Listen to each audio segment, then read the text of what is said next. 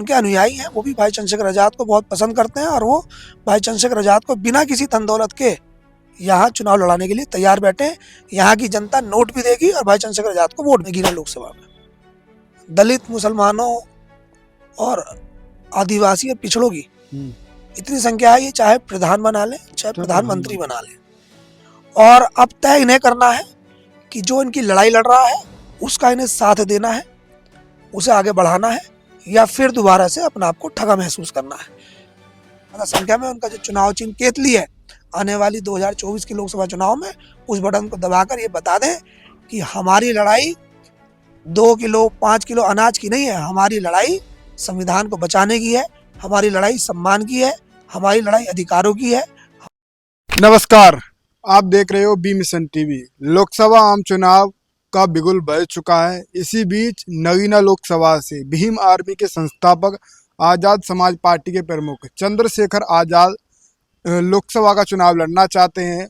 और इसी बीच स्थानीय नेता विवेक सेन जी मेरे साथ मौजूद हैं। वर्तमान में जिला पंचायत सदस्य हैं आप जी। और इनसे मैं बातचीत करूंगा। पिछड़े वर्ग से आते हैं, किस तरीके से इनके साथ इनका वर्ग कैसे जुड़ रहा है, चंद्रशेखर आजाद का वर्ग किस तरीके से उनके साथ है। और मुस्लिम आबादी लगभग 52% है, 22% यहाँ पर लगभग दलित है। और नगीना लोकसभा सीट हमेशा से ही अपना नया चेहरा बदलता आया है। ये नगीना लोकसभा किसी का गढ़ भी नहीं रहा है, ये जानकारी के लिए मैं आपको बता दे रहा हूँ। फिलहाल विवेक सेन जी, आपका बहुत बहुत स्वागत है। आपका जय भीम। आप और आपके सभी दर्शकों का आजाद समाज पार्टी की ओर से मैं धन्यवाद करता। कैसे हैं आप अभी? फिलहाल कैसे आप लोकसभा चुनाव को देख पा रहे हो? आप इतना मेहनत कर रहे हो। चुनाव अच्छा है, लोगों में भाई चंद्रशेखर जी के लिए प्यार है। केवल आजाद समाज पार्टी के वर्करों को जी उन तक पहुंचने का बस कार्य करना है, क्योंकि भाई चंद्रशेखर आजाद जी का जो संघर्ष है पूरे प्रदेश में, देश में, क्योंकि आज तक किसी भी वर्ग पर कभी भी कहीं भी कोई भी आपत्ति आई हो, कोई भी उनका मुद्दा हो, उस मुद्दे में भाई चंद्रशेखर आजाद जी ने हमेशा उनका साथ दिया है, कभी भी समाज को अकेला नहीं छोड़ा है। इसलिए आज आधुनिक ज़माना है, सोशल मीडिया का ज़माना, सब लोग जानते हैं कि भाई चंद्रशेखर आज़ाद जी हमेशा उनकी लड़ाई लड़ते हैं। तो आज यहाँ के नगीना लोकसभा के लोग भाई चंद्रशेखर आज़ाद जी का बेसब्री से इंतजार कर रहे हैं। और जब भी वो किसी कार्यक्रम में आते हैं तो आप देखिए कि वहाँ देखने का नज़ारा अलग होता है। लोगों की भीड़ इस तरह से होती है जैसे कि कोई वहाँ उनका हीरो आया हो, और वास्तव में समाज के हीरो ही हैं भाई चंद्रशेखर आज़ाद नगीना लोकसभा में। उनकी अब बेसब्री से लोग इंतजार कर रहे हैं और यहाँ की जनता उन्हें इस बार 2024 में पार्लियामेंट भेजना। कहीं ना कहीं आपको ये नहीं लगता नगीना लोकसभा की जनता ने 2009, 2014, 2019 लोकसभा चुनाव में अपने आप को ठगा महसूस किया है?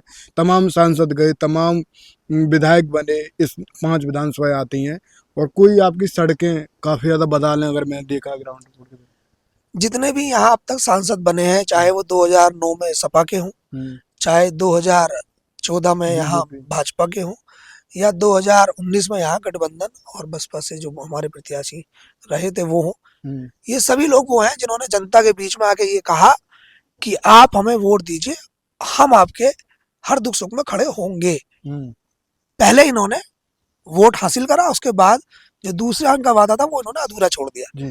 लेकिन भाई चंद्रशेखर आजाद वो शख्सियत है जिन्होंने बिना वोट लिए पिछले 10 वर्षों में किसी भी जगह पर समाज को कभी भी अकेला नहीं छोड़ा है। पहले वो समाज के बीच में गए और उन्होंने समाज के सारे जो परीक्षाएं हैं वो पास करी हैं, और पास होने के बाद वो समाज के बीच में आए।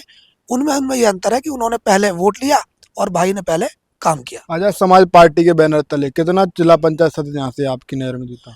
आजाद समाज पार्टी के बैनर पर यहाँ 8 जिला पंचायत सदस्य थे, जिसमें से एक हमारे साथी जो है उनका स्वर्गवास हो गया और एक जो 8 आपके जीते मतलब। जी हाँ। तो कहीं ना कहीं चंद्रशेखर आजाद के संघर्ष को देखते हुए आपको वोट किया गया होगा? बिल्कुल, भाई चंद्रशेखर आजाद जी के संघर्ष की वजह से ही यहाँ पर एक ऐसा जिला पंचायत भी जीता जो पूरे उत्तर प्रदेश की सबसे कम उम्र का जिला पंचायत सदस्य है। जहाँ आज की तारीख में सारी राजनीति धनबल की हो गई, वहाँ हम जैसे गरीब परिवार के, मध्यम वर्गीय परिवार के लोगों को भाई चंद्रशेखर आजाद जी ने अपना प्रत्याशी घोषित किया, तो जनता ने हमें सम्मान के साथ जिला पंचायत भेजने का काम करा। ये भाई चंद्रशेखर आजाद के संघर्षों का फल हमें मिला। आपको नहीं लगता कि चंद्रशेखर आजाद एक ऐसे धन्ना सेठ सांसदों के बीच लड़ेंगे? भारतीय जनता पार्टी केंद्र में, प्रदेश में भी है, और समाजवादी पार्टी के भी तमाम प्रत्याशी अभी घोषित नहीं हुए हैं और इधर वर्तमान सांसद गिरीश चंद है, वो काफी ज्यादा पैसे में मजबूत हैं। आप कैसे मुकाबला कर पाओगे? वोट देने के लिए पैसे नहीं लगते ना, वोट देने हम्म, के लिए तो लोगों के मन में जुनून होना चाहिए, जी प्यार होना चाहिए।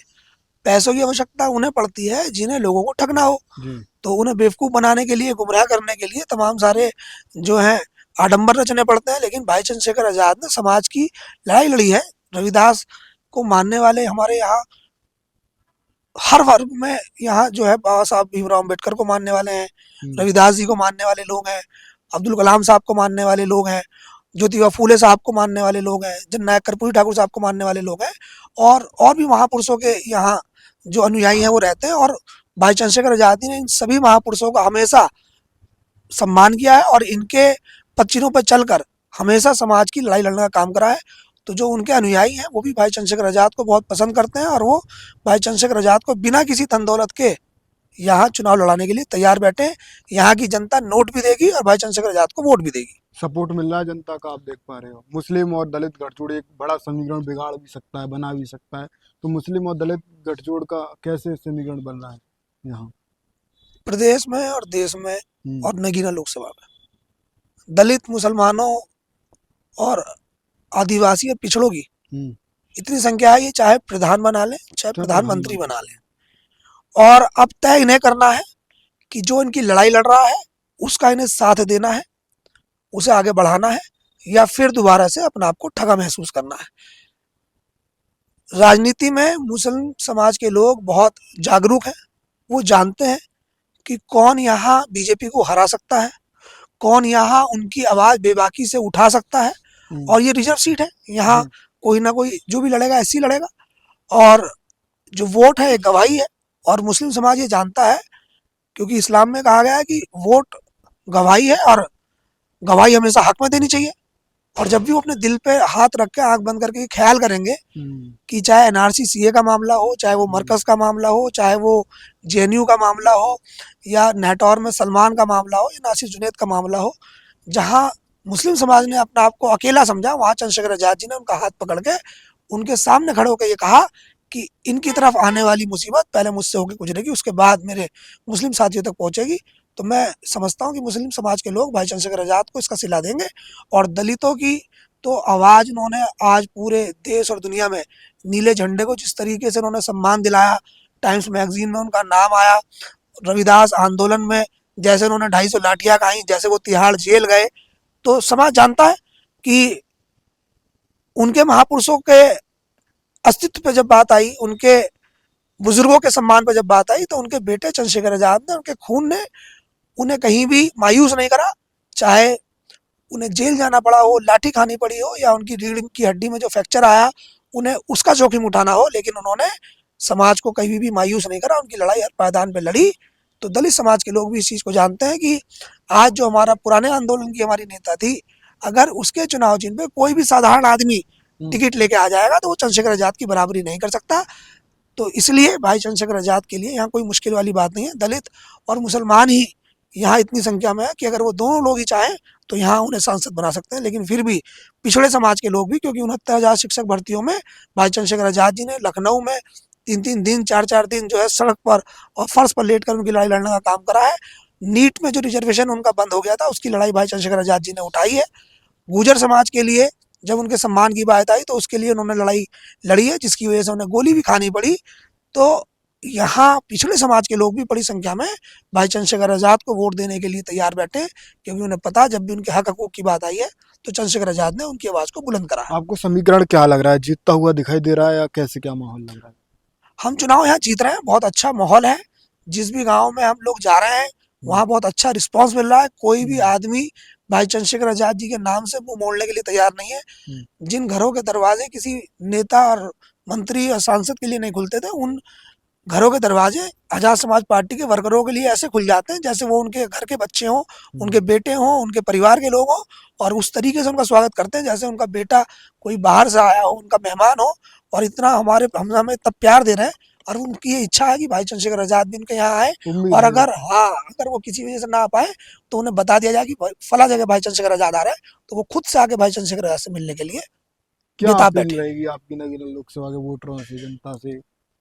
मेरी अपील है नगीना लोकसभा के वोटरों से, क्या वो आपके सोचें, क्या समझें इस बार आपके इस B mission B TV. Mission TV channel के माध्यम से, आपके दर्शकों से, और जो नगीना लोकसभा के लोग इसे देखेंगे कि आज समय है इस बात को तय करने का कि आने वाले समय में भी कोई आपकी लड़ाई लड़े, आने वाले समय में भी कोई आपके मुद्दों की आवाज़ उठाए, आपके बच्चों के हक हकूक़ की बात हो।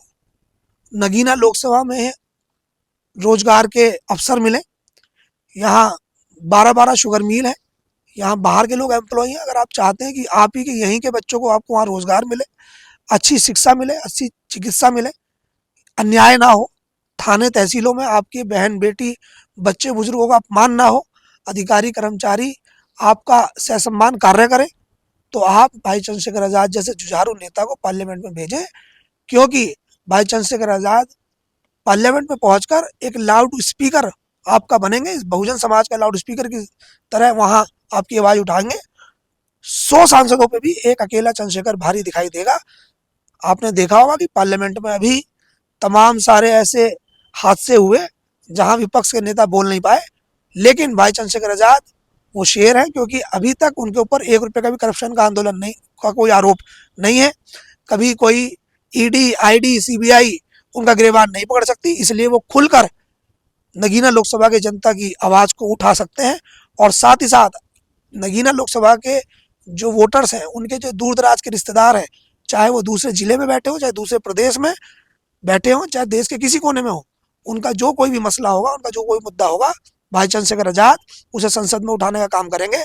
क्योंकि वो केवल एक सांसद नहीं है, आज उनकी पहचान देश और दुनिया में है। अगर अभी भी वो कोई बात बोलते हैं तो दूर दूर के लोग उनकी बात को सुनते हैं और उसका एक प्रदेश की राजनीति में, देश की राजनीति में एक असर जाता है। लेकिन जब भाई चंद्रशेखर आज़ाद यहाँ से सांसद बन जाएंगे तो सरकार को उनके सवालों का जवाब और निकोट देना होगा। और यहाँ की जनता अगर ये चाहती है कि उनके हक हकूक़ की आवाज़, उनके ऊपर होने वाले जुल्म ज़्यादती को रोका जाए और उनके सारे अधिकार जो संविधान में उन्हें मिले हैं, और जिस संविधान से आपके और हमारे पास जो कोई भी अधिकार है वो सुरक्षित रहे, तो भाई चंद्रशेखर आज़ाद को आप जिताएं, उनकी मदद करें। ज़्यादा से ज़्यादा संख्या में उनका जो चुनाव चिन्ह केतली है, आने वाली 2024 की लोकसभा चुनाव में उस बटन को दबाकर ये बता दें कि हमारी लड़ाई 2 किलो 5 किलो अनाज की नहीं है, हमारी लड़ाई संविधान को बचाने की है, हमारी लड़ाई सम्मान की है, हमारी लड़ाई अधिकारों की है, हमारी लड़ाई भागीदारी की है। जी। तो लोकसभा नगीना में मैं आज मौजूद था। इसी बीच स्थानीय नेता, लोकसभा नगीना से जिला पंचायत सदस्य, धामपुर विधानसभा में ये आता है, और उन्होंने काफ़ी ज़्यादा तमाम तरीके के जो प्लान हैं चंद्रशेखर आज़ाद को जिताने वाले, और चंद्रशेखर आज़ाद कैसे यहाँ से जीत रहे हैं, वो सभी इन विषयों पर बात उन्होंने की और काफ़ी ज़्यादा शानदार तरीके से हमारे सवालों का जवाब दिया।